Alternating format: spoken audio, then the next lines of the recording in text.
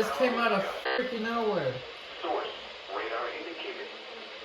Impact, damaging winds will cause some trees and large branches to fall.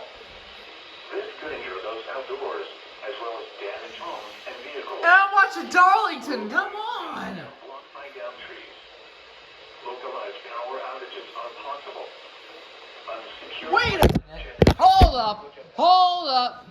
Locations impacted include Hawksville, Thornburg, Hartville, and Snell. For your protection, move to an interior room on the lowest floor of a building.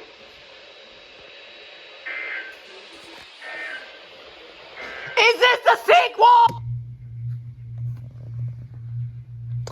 Oh yes, it is a sequel, and it will forever be a sequel.